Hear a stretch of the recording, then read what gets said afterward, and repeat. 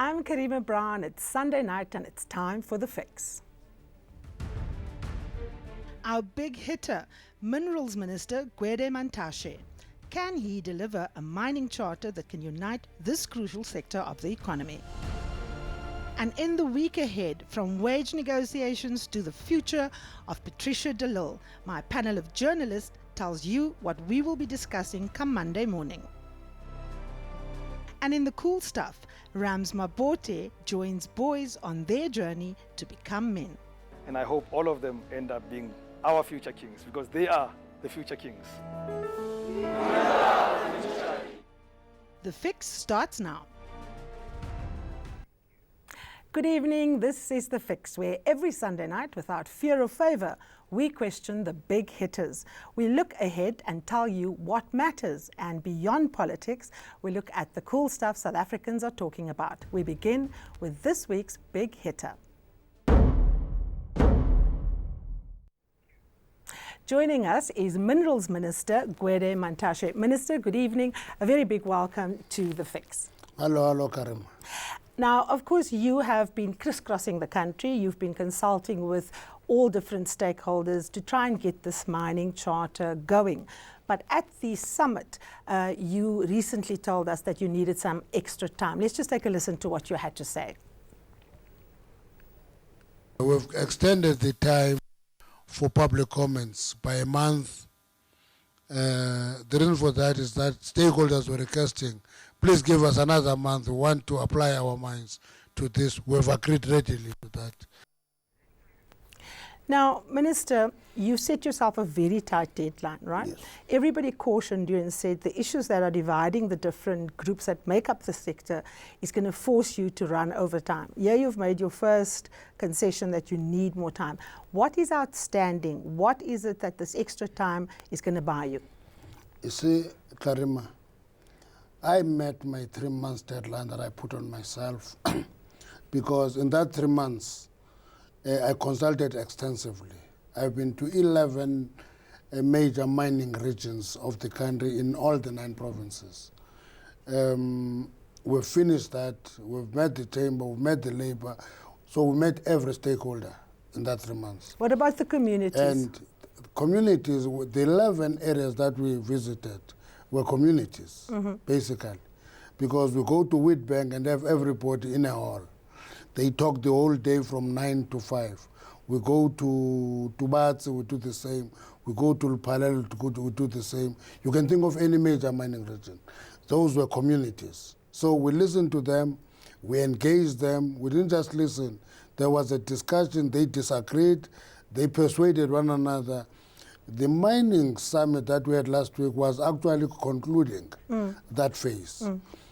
But in the mining summit itself, it was the first time that communities, the Mineral Council of South Africa, the trade unions were under one roof. And it was planned deliberately so that we do not go, we do not become people who run in between them and pass the other message to the other and so forth.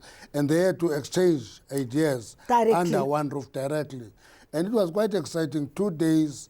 Nobody left. They all sat in there and engaged one another, and I'm quite happy with that. And they asked themselves that please us another month because we're beginning to understand other things differently.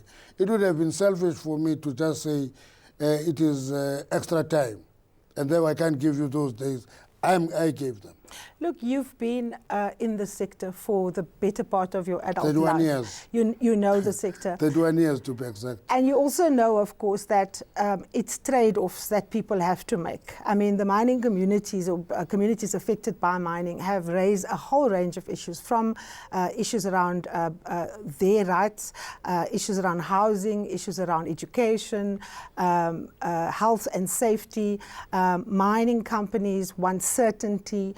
Your deputy initially said by June we will have certainty. And of course the unions are concerned about the way in which profits are divvied up. Many people are worried about the commodity cycle globally. What are the outstanding issues that required you to ask for an extension?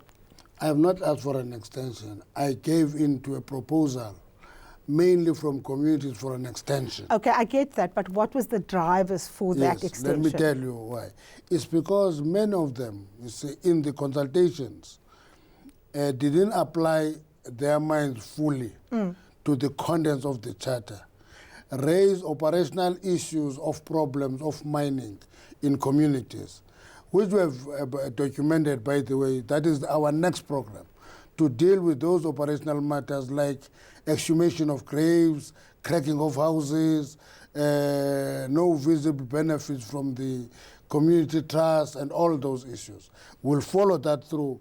The charter will finish because it's a tool for transformation, and mining is not only about transformation. That's why when we set up the progress of drafting the charter, we also set a team to look into competitiveness, sustainability, and inclusive growth of the mining industry. Then we're going to pull those together into an industry with a vision of a transformed, competitive, sustainable and growing industry. Now we're going to come to the content of the charter in a few moments because a lot has been said on that. But the question I want to ask is, will the charter in law be able to compel people who have agreed to it to act accordingly? Because there is a belief in certainly certain quarters that this is merely a guide. How enforceable will this charter actually be? Those people who have doubts about the charter must go and read Section 100 of the MPRDA. The MPRDA is law. The charter is anchored on Section 100 of the MPRDA.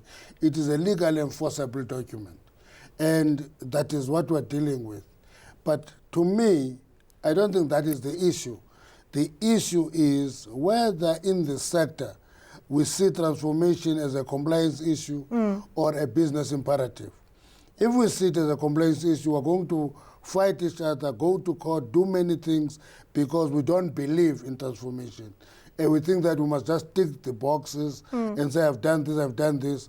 But if we see it as a business imperative, we're going to be committed to it, all of us in the industry, and ensure that it delivers. That's why it is divided into ownership, which is a different issue. It is dealing with procurement, which is a different chapter. It is also dealing with something that is hardly talked about called the social labor plan, which is talking about development of communities by the mining industry.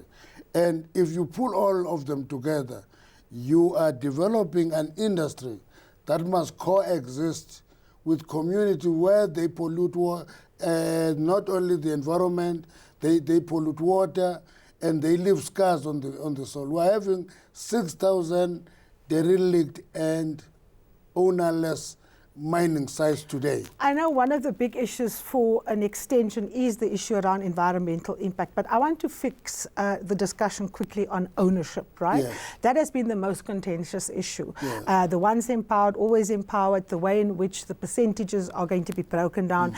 At the iteration where the charter is now, Minister, break it down for us. So what happens to those who are established? What happens to new entrants? And in particular, those who have historically been left out? One, we all agree, there is no dissension on the 30%.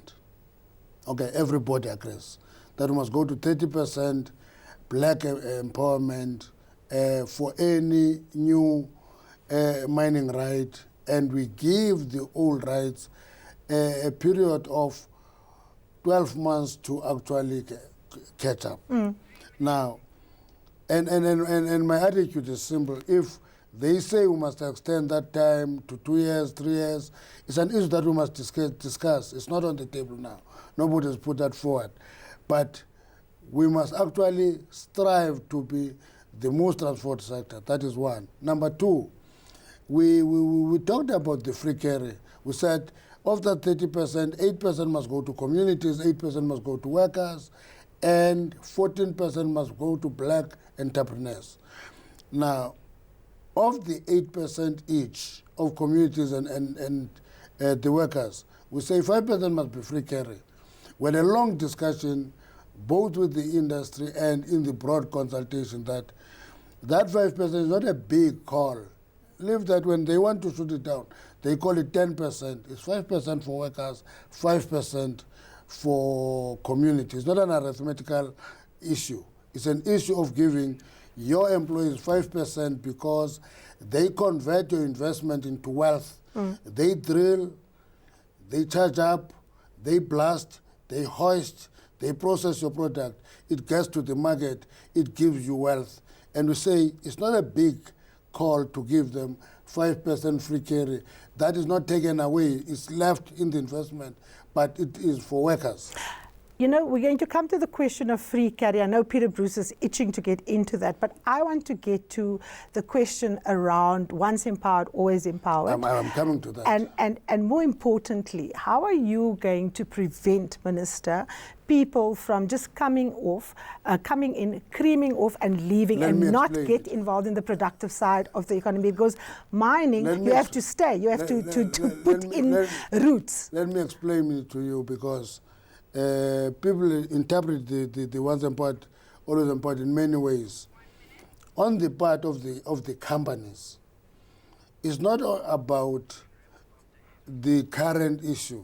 It's about all partnerships. Okay, like for example, if you take, you can take Goldfields. It had a partnership with Velapanda many years ago, which has been reduced, dissipated. It's no longer there. That what they want that empowerment to be recognized now.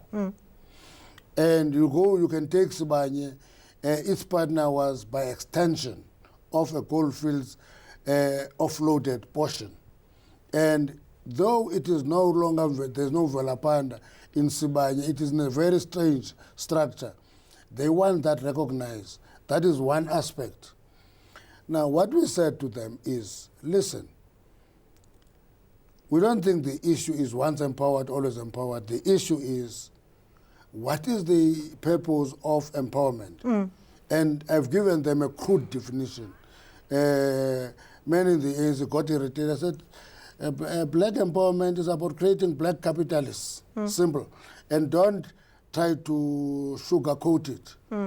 Now, if in that empowerment you create a black capitalist, he voluntarily wants to diversify to something else, our view is that that should be recognized as long as we can point at value. Okay, Minister, hold that thought. We are, of course, going to come back to it here on The Fix. We like contrasting views. So after the break, columnist Peter Bruce joins me in the conversation as we press the Minister for more answers.